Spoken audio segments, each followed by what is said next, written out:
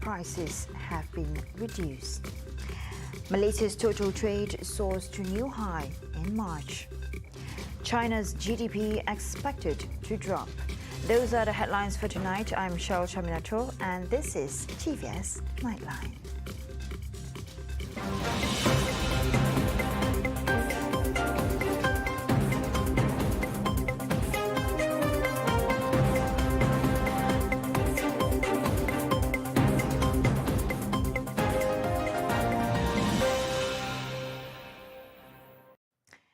In relation to the current issue of the price hike of flight tickets, Minister of Transport Datuk Seri Lee Kim Shin looks upon the issue on a serious note, as his ministry has looked upon the matter on the decrease of ticket prices along with the Malaysian Aviation Commission to monitor the rates during the period of April to May. However, he also reminded those who want to balik kampung to purchase their tickets earlier, as the tickets will be based on dynamic pricing to avoid the price hike. Saya juga ingin mengambil kesempatan ini untuk menasihatkan kepada sesiapa nak balik ya untuk perayaan ini, hari raya ini ya, mereka buatlah tempahan tiket awal, jangan tunggu last minute lah ya. Lebih elok buat awal supaya dia masuk terus beli tiket yang murah. Ini kerana ini sistem tiket ini ya, sistem ini dia ikut apa dikatakan dynamic pricing.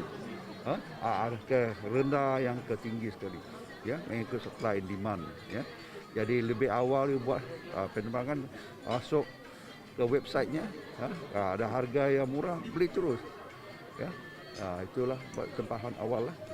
Ya, walau bagaimanapun, kementerian saya akan terus memantau ya keadaan inilah. Saya akan meminta pegawai-pegawai saya untuk memantau ya jualan tiket harganya.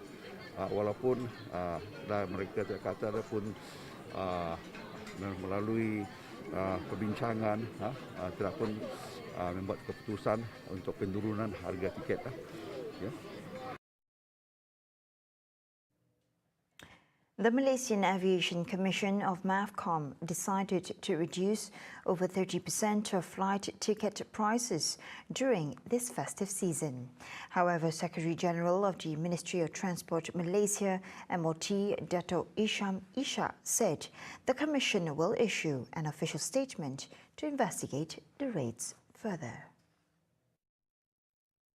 Ada yang mengatakan bahawa dia telah menaik lebih kurang 70% lah.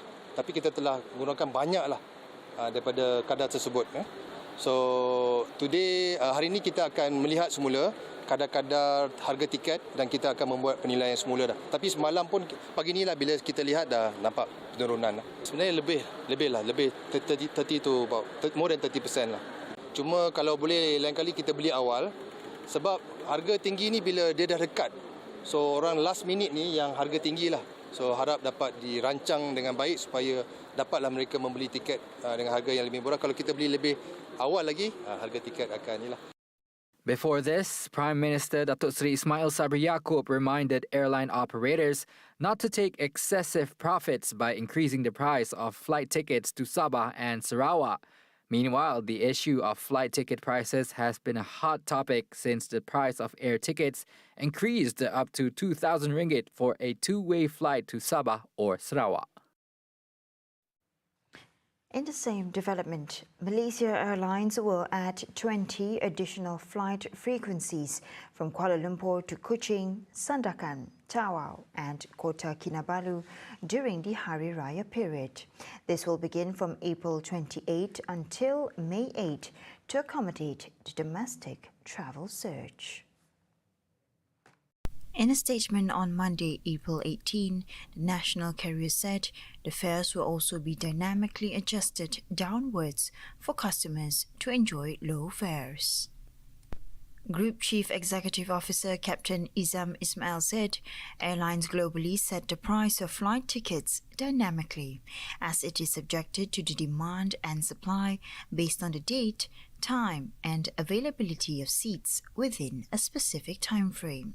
Therefore, it is never the airline's intent to drive high fares. China's economy slowed tremendously last month as consumption, real estate and exports have been greatly affected by COVID-19 curbs and the Ukraine conflict. Though their gross domestic product or GDP has expanded by 4.8% in the first quarter versus last year's data, analysts say April's data will likely be worse as a reflection of March's declining number. Data on March activity showed retail sales dropped 3.5%, worse than expectations for a 1.6% decrease when January-February data showed a 6.7% increase. According to Iris Pang, a chief economist from ING, further impacts from the lockdowns are inevitable as it has delayed the delivery of daily necessities and halted many service and manufacturing sectors, which have greatly impacted the labor market, which is already showing signs of stress.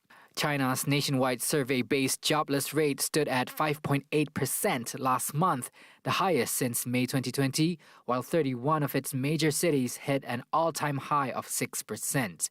March is unusual this year for the country, as the pre-pandemic era would usually be a robust month for the labor market as factories resume hiring after the Chinese New Year celebrations. The industrial sector, however, expanded 5% from 2021. Meanwhile, China's government's determination to stop the spread of COVID-19 has met numerous challenges, apart from causing many negative impacts on its economy. Highways and ports are clogged, and many workers are left stranded, whilst countless factories are closed, which are rippling through global supply chains for goods ranging from electric vehicles to smartphones.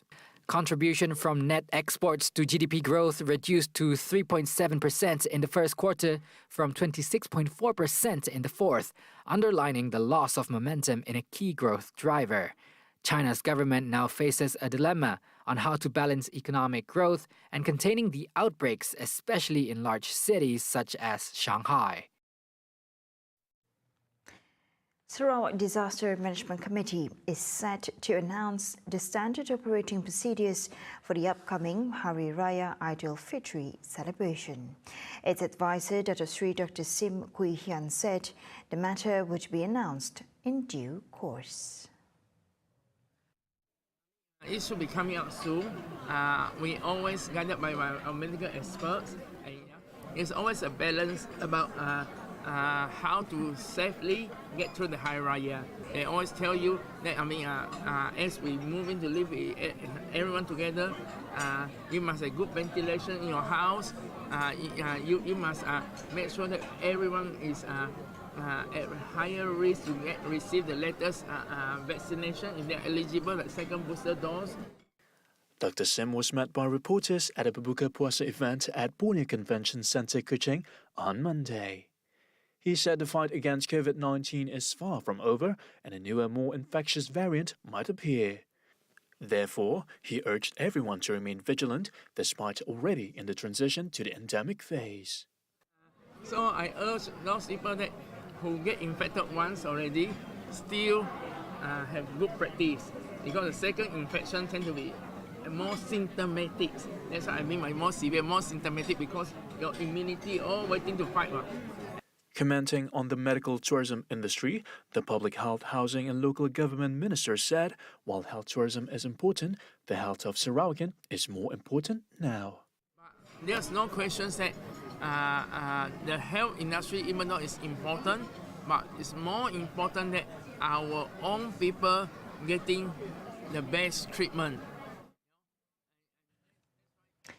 According to a public health expert from University Malaysia Sarawak, or UNIMAS, Prof. Madya Dr. Helmi Hamzi, Sarawak would be able to achieve 80% vaccination rate for children with the cooperation of all parties. This, he said, would also be able to guarantee the validity and accuracy of the COVID-19 vaccine for children. He is also concerned that some parents may not be able to get their children vaccinated after the date due to work commitments or transportation issues. Therefore, he asked the local community leaders to provide some assistance to parents who are in need. Saya yakin bahawa kita masih lagi mampu untuk mencapai kadar 80% liputan vaksin untuk kanak-kanak untuk negeri Sarawak. Usaha ini akan dapat berlaku sekiranya semua pihak, terutamanya komuniti, menggambling tenaga dan juga bekerjasama dengan pihak kesihatan untuk mendapatkan maklumat yang sahih dan juga tepat berkenaan dengan vaksin COVID-19 ini, yang mana profil keselamatannya adalah baik dan juga berkesan untuk melindungi anak-anak daripada mendapat jangkitan COVID yang teruk. According to the Deputy Premier of Sarawak, Datuk Seri Dr. Sim Kui Hian, there will be no more free vaccination for children aged 5 to 12 under the National COVID-19 Immunization Program for Children or PICKIDS after May 15th. Yang saya khawatir adalah golongan ibu bapa yang benar-benar mahukan suntikan vaksin untuk anak-anak mereka, namun niat tersebut dihalang disebabkan oleh komitmen kerja ataupun menghadapi masalah logistik untuk pergi ke pusat kesihatan bagi mendapatkan vaksin untuk anak-anak mereka. Dari segi implikasi selepas apa yang berlaku selepas 15 Mei ini, saya merasakan bahawa ianya mungkin akan lebih kepada golongan yang kurang mampu, yang mungkin bertukar fikiran dan mahukan agar anak-anak mereka diberikan vaksin. Jadi mereka ini kemungkinan akan menghadapi masalah disebabkan untuk mendapatkan vaksin pada masa tersebut, pembayaran perlu dilakukan. Jadi untuk mengatasi masalah tersebut, kemungkinan tabung ataupun mungkin bantuan daripada ketua masyarakat setempat mungkin diperlukan untuk membolehkan mereka mendapatkan suntikan perlindungan tersebut untuk anak-anak mereka.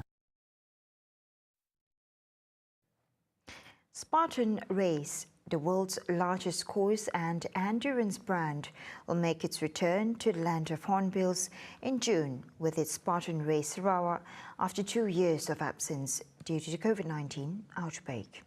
State Minister of Tourism, Creative Industry and Performing Arts, Dr. Sri Abdul Karim Rahman Hamzah said the Spartan Race Sarawak would be held on June 11 and 12 at the Sarawak Agriculture Institute and Sarawak Civil Service Leadership Institute, both in Semangko.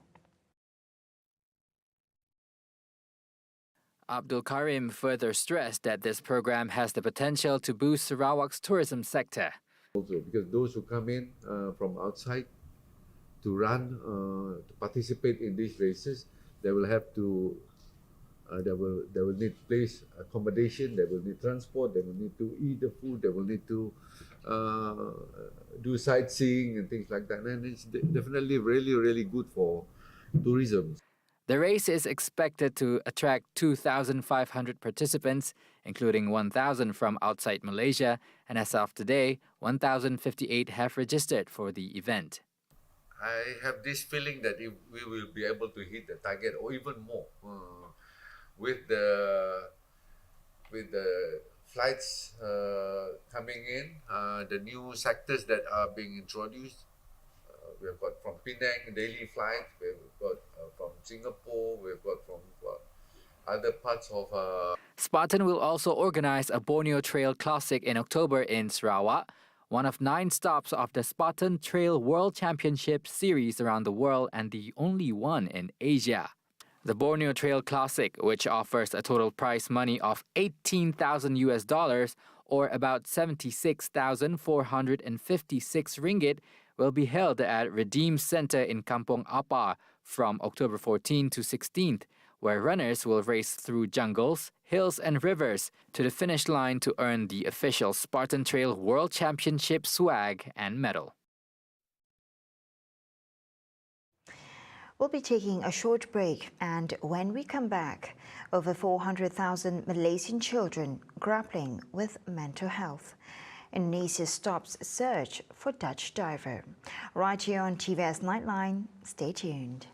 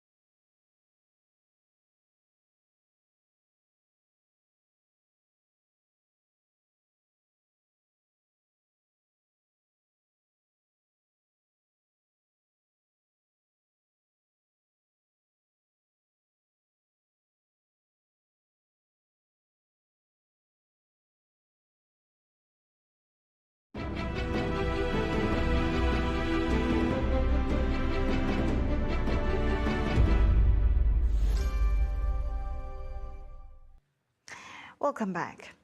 A National Health and Morbidity Survey in 2019 found that over 424,000 children in Malaysia are struggling with mental health problems, an indication that mental health issues among the group have become an epidemic. Quoting the World Health Organization, or WHO, the Malaysian Child and Adolescent Psychiatry Association said that an estimated 20% of children worldwide suffer from mental health issues, many of which are undetected and untreated. According to MyCaps, the prevention of mental health problems should start as early as infancy, with parents playing a vital role in ensuring their children's mental well-being through the provision of quality and favorable environments. A good mental health drives development, prevention, rehabilitation, and resilience to enable children to grow up healthy and achieve their potential and form resilience and a positive personality as they grow into adulthood. The association said children's mental health needs also require undivided love from their parents. In addition, the opportunity to play with other children can allow them to build confidence and self-esteem. It said many children now are growing up in unsafe home environments with parents who are physically or emotionally absent. Parents also need to play a crucial role by encouraging healthy conversation, by listening actively and providing space for them to speak without being critical or judgmental. Malaysia's total trade recorded a double-digit growth of 27.3% year-on-year in March 2022 to reach a new high of 236.6 billion ringgit. Similarly, export and import values in March broke the record highs yet again at 131.6 billion ringgit and 104.9 billion ringgit, respectively. Department of Statistics Malaysia said Malaysia's imports surpassed the 100 billion ringgit mark for the first time ever, in line with the surge in intermediate goods, signifying a positive sign of domestic economic activity. Meanwhile, trade surplus widened by 10.3% from 24.2 billion ringgit in the preceding year to 26.7 billion ringgit. Malaysia's export rose by 25.4% from 105 billion ringgit to 131.6 billion ringgit, while re-exports expanded by 38% to 24.7 billion ringgit compared to March 2021. A strong growth in exports was portrayed in 166 out of 255 commodity groups, showing increases compared to the same month last year, led by thermionic valves and tubes. Imports also registered a strong growth of 29.9% from 80.8 billion ringgit to 104.9 billion ringgit. The rise in exports was attributed mainly to higher exports to Singapore, followed by Japan, South Korea, the European Union, China, Taiwan, Thailand, Indonesia, and the United States. The expansion of export was driven by electrical and electronics products, petroleum products, palm oil and palm oil-based agriculture products, liquefied natural gas, crude petroleum, and palm oil-based manufactured products. Commenting on the performance for the first quarter of 2022, the Department of Statistics Malaysia said total trade, exports, imports, and trade surplus continued to record strong double-digit growth. It said the total trade went up by 23.6%, supported by the expansion in exports as well as imports. Consequently, trade surplus also recorded a higher value of 65.1 billion ringgit. In other matters, the Indonesian National Search and Rescue Agency has stopped its search for 14-year-old Dutch diver Nathan Renzi Chesters. The assistance of the Indonesian authority was sought on the belief that the boy could have drifted into Indonesian waters. Mercy Maritime Zone Director, Maritime Commander Khairul Nizam Misran said the operation officially ended at about 7 p.m. on Sunday, April 17.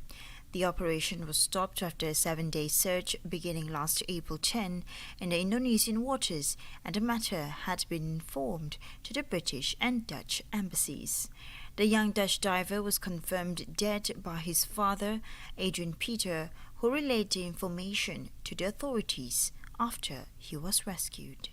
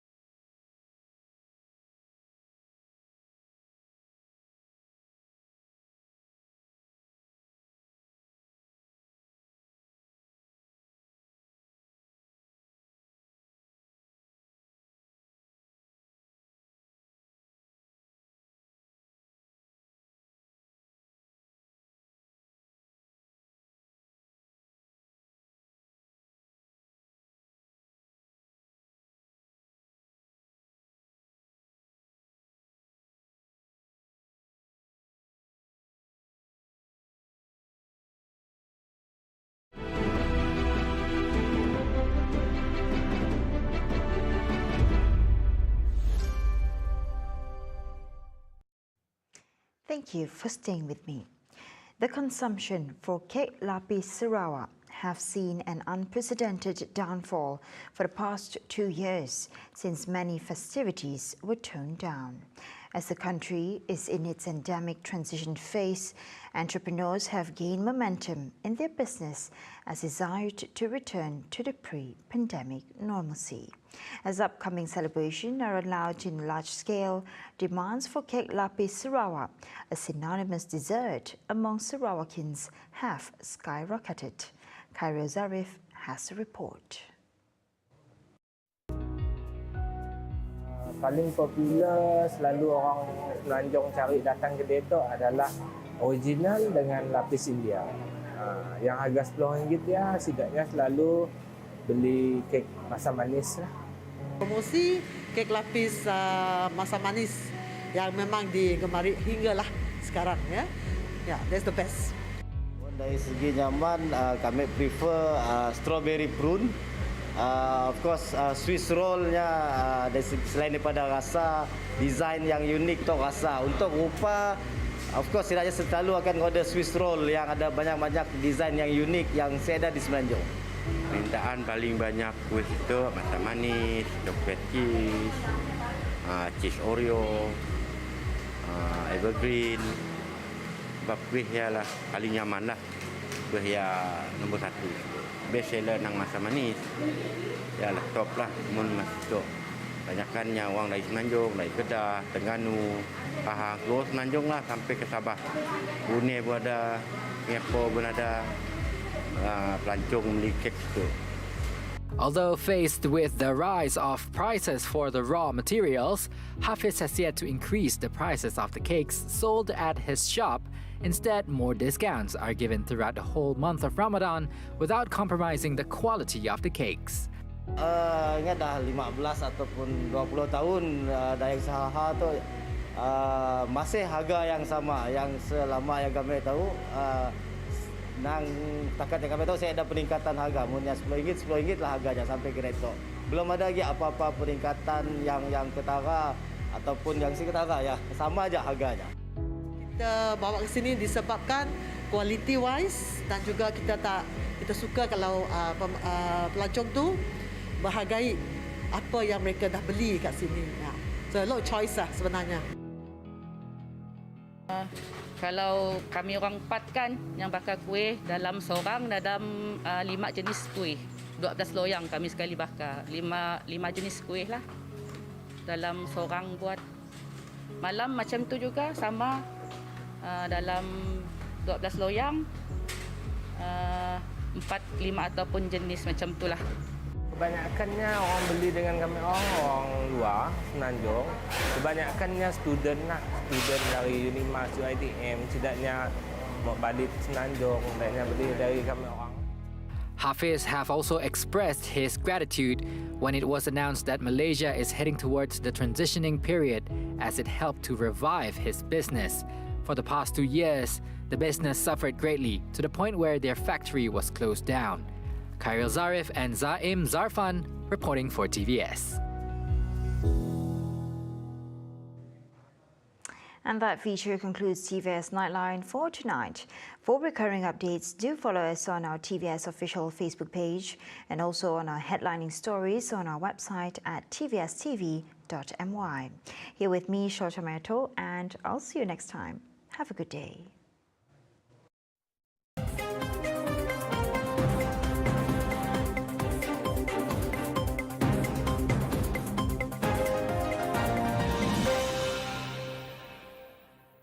Pencegahan